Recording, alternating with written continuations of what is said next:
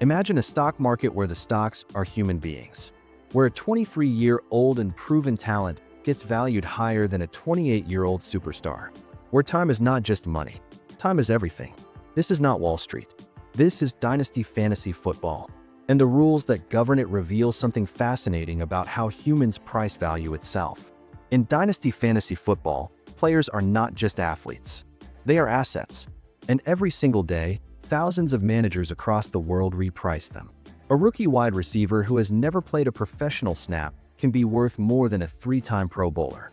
Not because he is better, but because of one number that never stops moving: age. Today, we are breaking down the blue chip paradox, the age 27 rule, and why the market fears time more than failure. This is where economics, sports, and human psychology collide. First, let's set the table. In regular fantasy football, you draft a team. You play one season, then you start over.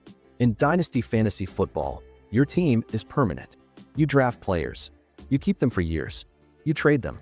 You build a franchise. It is not a game. It is portfolio management. And just like the stock market, dynasty has one brutal truth baked in. Value is not about right now. It is about resale. Because in dynasty, you are not just asking, will this player score touchdowns this year? You are asking, will I be able to trade this player in 2 years? Will anyone want him in 3? That is why age is not just a stat. It is a pricing mechanism. Let's talk blue chips.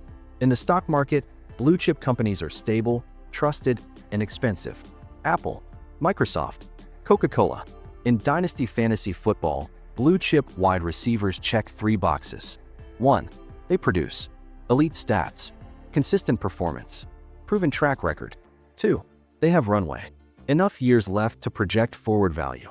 And 3. They have liquidity. Their value is universally recognized. You can trade them easily. Now here is where it gets interesting. For years, Ja'Marr Chase was the safest wide receiver investment in dynasty. Elite production, young, universally desired. But in 2026 dynasty rankings, Jaxon Smith-Njigba sits at wide receiver 1 in some public tier lists. Why? Because dynasty does not only ask, who is the best player? It asks, who holds value the longest? And sometimes, the market decides that potential plus time is worth more than proven talent with less runway. Now we get to the coldest part of the entire system, the age 27 rule. Let me be clear, this is not a medical rule. It is not saying a wide receiver cannot be elite at 28 or 30. Davante Adams, Stephon Diggs, Keenan Allen, all dominated well into their late 20s. But the age 27 rule is not about performance. It is about market perception. Here's the pattern. When analysts build dynasty wide receiver tiers, the elite group, the untouchables, are almost always 27 or younger. Once a player hits 28, something shifts. Not in their ability, in their resale value. The market starts pricing in risk. One injury, one down year, one quarterback change, and suddenly, a player who was worth 3 first-round picks becomes unmovable. Here is the rule in one sentence. Up to 27, the market pays for upside. At 28, the market starts pricing in the exit. So why does this happen? Because dynasty managers are not just afraid of bad seasons. They are afraid of being stuck. Imagine you own a 28-year-old wide receiver.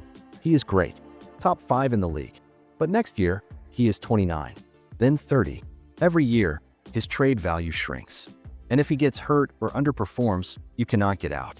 Compare that to a 23-year-old. Even if he has a mediocre season, the market says he is young. He will figure it out. Let's wait. The margin for error is enormous. Youth buys patience. Age demands perfection. And that is why dynasty managers overpay for youth.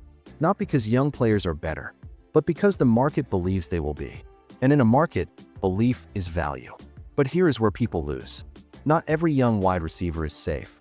Tier 3 wide receivers are like speculative tech stocks. They have top 5 upside, but their value swings wildly. Because their success depends on forces outside their control. Quarterback play, offensive scheme, target competition, coaching changes. A 24-year-old receiver on a bad team with a backup quarterback might produce less than a 29-year-old on an elite offense. But the market still prices the 24-year-old higher. Why? Because in 3 years, the situation could flip. The team could draft a franchise quarterback. The offense could explode. The 29-year-old? In 3 years, he is 32. and the window is closing. This is the paradox. The market does not reward certainty. It rewards optionality. So what does this tell us about how humans assign value? Whether you play dynasty fantasy football or not, the lesson is universal. Value is part production, part projection, and part fear of time. Think about it. In hiring, companies pay premiums for young talent with potential over experienced professionals. In real estate, investors chase properties in up-and-coming neighborhoods over established ones. In venture capital, youth and growth get funded over profitability and stability. The pattern is everywhere. We do not just value what something is. We value what we believe it could become, and how long we have to sell that belief to someone else. Dynasty fantasy football is just a microcosm. A market where thousands of people trade the same assets over and over, trying to predict the future. And in that market, one thing is always true. Youth is the ultimate currency, not because it is objectively better, but because it represents time. And time is the one asset no one can buy back. So here's my question for you. Would you trade a proven 28-year-old superstar, someone averaging elite numbers right now, for a 22-year-old rookie with zero professional experience? What is the exact trade where you would pull the trigger? Think about it, because that is not just a fantasy football question. It is a question about how you value certainty versus potential, proven talent versus untapped upside, the present versus the future. Drop your answer in the comments. And if this kind of breakdown interests you, where we dig into the hidden economics and psychology behind games, markets, and human behavior, hit subscribe, because we are just getting started. General Knowledge Geek, where curiosity meets systems. See you in the next one.